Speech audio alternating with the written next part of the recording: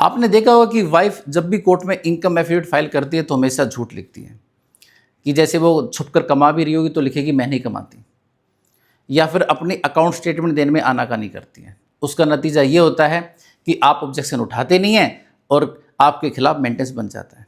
हमेशा कोर्ट में ऑब्जेक्शन उठाइए। सबसे पहले ये कि पत्नी ने अगर ये लिखा है कि अगर मैं भाई नहीं कमाती हूँ, मेरे पास कोई सोर्स नहीं है, तो सोर्स तलाश कीजिए। डिटेक्टिव एजेंसियाँ उनके थ्रू या खुद जाकर देखिए कहाँ आती जाती है और क्या काम करती है। उसके सबूत कोर्ट में लगाइए। सेक्शन 379 की एप्लीकेशन लगाइए BNSS की। इसके अलावा अगर पत्नी ने अपनी अकाउंट स्टेटमेंट कोर्ट में नहीं पेश की है तो उसके लिए भी एप्लीकेशन लगाइए। रजनी वसीम नेहा की जो जजमेंट है सुप्रीम कोर्ट की, जिसके अकॉर्डिंग आपको नॉर्मल इनकम एफिडेविट के रिगार्डिंग अपनी सारी डिटेल देनी होती है, जिसमें 3 साल की लास्ट अकाउंट स्टेटमेंट भी होती है, तो उसके रिगार्डिंग भी पत्नी को ये ड्यूटी है कि वो पूरी की पूरी अपनी 3 साल की स्टेटमेंट फाइल करे। अगर वो फाइल नहीं करती हैं, आनाकानी करती हैं, तो आपको तब तक अपना भी इनकम एफिडेविट कोर्ट के अंदर फाइल नहीं करना है। आपको ऑब्जेक्शन उठाना है। आपको कहना है कि जब तक पत्नी फाइल नहीं करेगी प्रॉपरली तो मैं कैसे फाइल करूँ, क्योंकि इस जजमेंट के हिसाब से आपको भी पत्नी के फाइल करने के बाद आपके पास 4 वीक्स का टाइम है, 2 अपॉर्चुनिटी है। तो ऐसे में आपको कोर्ट में सिंपल एप्लीकेशन लगानी है कि कोर्ट पत्नी को डायरेक्शन दे कि वो प्रॉपर रूप से जो इनकम एफिडेविट है उसको फाइल करे और साथ में अपनी 3 साल की अकाउंट स्टेटमेंट लगाए, और जैसे अपना आधार कार्ड है, पैन कार्ड है, इन चीज़ों को भी लिखे।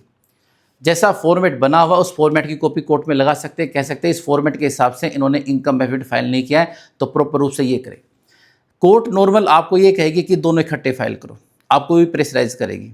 सामने वाला जो अपोजिट काउंसिल का वकील है वो भी आपको यही कहेगा कि भी आप साथ साथ फाइल करो। कभी भी साथ फाइल नहीं करना है, हमेशा डिनाई करें कि मैं फाइल नहीं करूँगा, पहले पत्नी फाइल करे, क्योंकि ज़रूरत उसकी है, केस उसने डाला हुआ है, मेंटेनेंस उसको चाहिए, मुझे नहीं चाहिए। उसने मेंटेनेंस डाला है तो पहले वो फाइल करे, वो फाइल करेगी तब इसके बाद मैं फाइल करूँगा। तो ऐसे में बिल्कुल डरने या घबराने की ज़रूरत नहीं है और खुद आगे जा कर के फाइल करने की भी ज़रूरत नहीं है। पहले पत्नी को फाइल करने दें। अगर आपको लगता है कि आपकी पत्नी झूठ फाइल करेगी, उसमें गलत इनकम एफिडेविट फाइल करेगी, तो पक्का उसका इंजारी करना है। पहले उसी का फाइल करने देना है, उसके बाद 379 BNSS की एप्लीकेशन लगानी है और उसके बाद 94 की एप्लीकेशन लगा दीजिए कि भाई ये डिटेल हमको चाहिए, और साथ में ये 379 तो हो ही जाएगी। तो ऐसे में मैटर अलझ जाएगा और उसमें ये चीज़ आपके फेवर में आने की आशंका ज़्यादा है कि भी मेंटेनेंस ना बने। तो इसलिए जब भी कुछ ऐसा हो तो पहले इनकम एफिडेविट फाइल नहीं करना, वेट करना है, और साथ में आपको ये डिटेल की भी जानकारी होनी चाहिए, या फिर आप सर्च करवाइए, किसी को भेजिए या डिटेक्टिव एजेंसी हायर कीजिए कि पत्नी क्या कर रही है, कहाँ से कमा रही है।